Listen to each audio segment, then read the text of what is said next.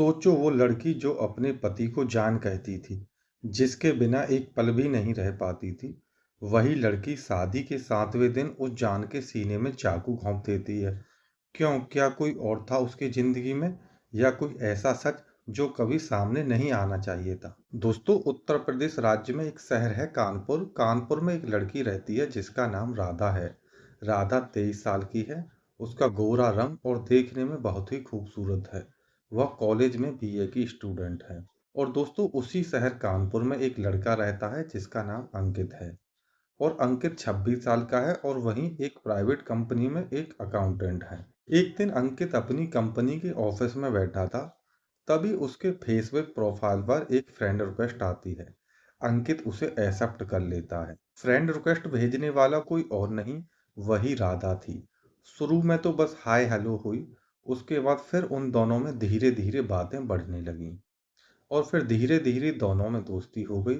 और उन दोनों की दोस्ती कब प्यार में बदल गई, उनको पता ही नहीं चला। अंकित बहुत केयरिंग था। वह राधा की छोटी छोटी बातों का ख्याल रखता था।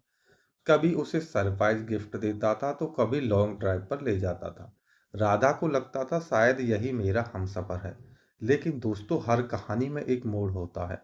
राधा के पास्ट में कोई था जिसका नाम था अमित।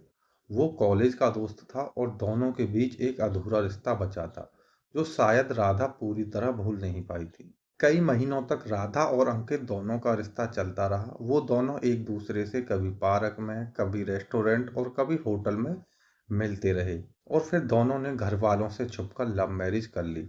शादी की तस्वीरें सोशल मीडिया पर उन्होंने वायरल कर दी।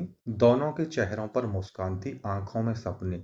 लेकिन कहते हैं ना, कभी कभी खुशियों की तस्वीरें भी झूठ बोलती हैं। शादी के पहले 3 दिन बहुत अच्छे थे। दोनों साथ में खाना बनाते, हंसते, बातें करते। रातों में छत पर बैठकर तारों की तरफ देखकर भविष्य के सपने देखते। राधा कहती, अंकित तुम मेरे लिए दुनिया के सबसे अच्छे इंसान हो। और अंकित बस मुस्कुरा देता। लेकिन चौथे दिन से राधा का व्यवहार कुछ बदलने लगा। वो बार बार फोन छुपाने लगी और फोन को हमेशा साइलेंट मोड पर रखती। और दिन में कई कई बार बाथरूम जाती और बाथरूम में जाकर किसी से बात करती। जब अंकित पूछता किससे बात करती हो, वो बस कहती कोई नहीं, ऑफिस की ही एक फ्रेंड है। हमने उसको अपनी शादी में नहीं बुलाया, उसी बात से नाराज है। पर अंकित के दिल में शक की चिंगारी जल चुकी थी। दोस्तों, एक रात राधा सो चुकी थी, लेकिन राधा के मोबाइल पर किसी का मैसेज आ रहा था। और जब अंकित ने राधा का फोन देखा तो स्क्रीन पर एक नाम लिखा था, अमित। वो चैट खोलता है और देखता है कि उसकी पत्नी राधा और उस अमित की बहुत दिन से चैट पर बात हो रही थी। और जो लास्ट मैसेज राधा ने किया था उसमें लिखा था, बस एक हफ्ता रुक जाओ, मैं वापस आऊंगी तुम्हारे पास। दोस्तों, अंकित के हाथ कांपने लगे। वो चुपचाप जाकर बालकनी में बैठ गया। तभी राधा की नींद खुल जाती है। वो देखती है कि अंकित बेड पर नहीं है, तो वो उठ जाती है और उठकर बालकनी में अंकित के पास जाकर बैठ जाती है, उसके कंधे पर हाथ रखकर। जब वो अंकित के पास बैठ जाती है तो अंकित राधा की तरफ देखता है और टकटकी बांधकर देख रहा होता है। तो राधा बोलती है, क्या हुआ, ऐसे क्यों देख रहे हो? तो अंकित बोलता है, तुम्हारा दिल मेरे साथ नहीं है ना राधा? राधा ने आंखें झुका ली। उसके बाद दोस्तों, उन दोनों के बीच झगड़ा शुरू हो गया। राधा बोलती है कि तुम बिना बात के मुझ पर शक कर रहे हो। अंकित बोलता है, मैं बिना बात के शक कर रहा हूँ। फिर अंकित राधा और अमित के बीच हुई चैटिंग को दिखाता है और बोलता है, ये क्या है? और फिर अंकित ने गुस्से में उसका फोन फेंक दिया। और फिर जैसे ही अंकित ने राधा के फोन को फेंका, राधा बड़ी जोर से अंकित पर चीखी, तो मुझे समझ ही नहीं सकते। और फिर अंकित ने एक जोरदार थप्पड़ राधा के गाल पर जड़ दिया। उसके बाद राधा किचन की तरफ भागी। उसके पीछे पीछे अंकित भी भागा। और फिर किचन में जाकर राधा ने चाकू उठाया और पलक झपकते ही चाकू अंकित के सीने में उतार दिया। अंकित वहीं गिर पड़ा।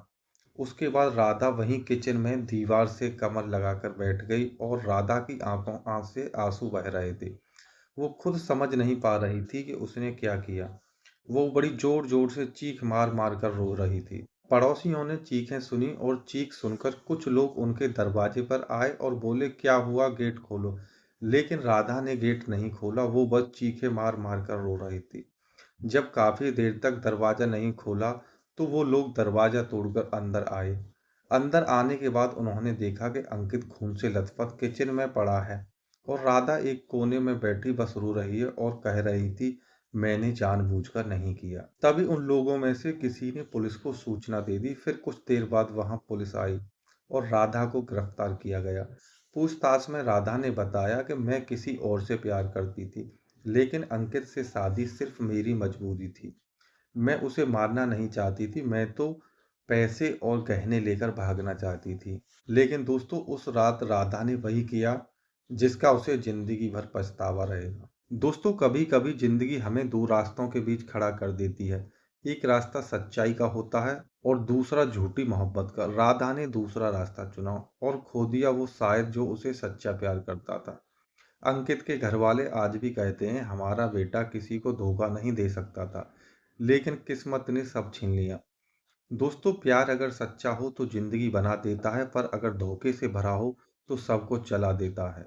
दोस्तों, मैं चाहता हूं कि आप नीचे कमेंट में अपनी राय जरूर लिखें। क्या राधा को अपनी गलती के लिए माफ किया जाना चाहिए या सजा ही उसकी जवाब है? और दोस्तों, इस घटना को सुनाने का उद्देश्य किसी की भावना को ठेस पहुंचाना नहीं है। इस घटना को सुनाने का उद्देश्य सिर्फ आपको जागरूक करना है। दोस्तों, आपको इस चैनल पर जितने भी वीडियो मिलेंगे सभी सच्ची घटनाओं पर आधारित मिलेंगी। अगर आप इस तरह की और भी वीडियो देखना चाहते हो तो चैनल को सब्सक्राइब करके बेल आइकन को दबा लेना, जिससे कि आपको आने वाली हर एक वीडियो का नोटिफिकेशन मिलता रहे। और अगर आपको ये वीडियो अच्छी लगी हो तो इसे लाइक करें। सतर्क रहें, सावधान रहें और परिवार में खुशहाल रहें। जय हिंद, जय भारत।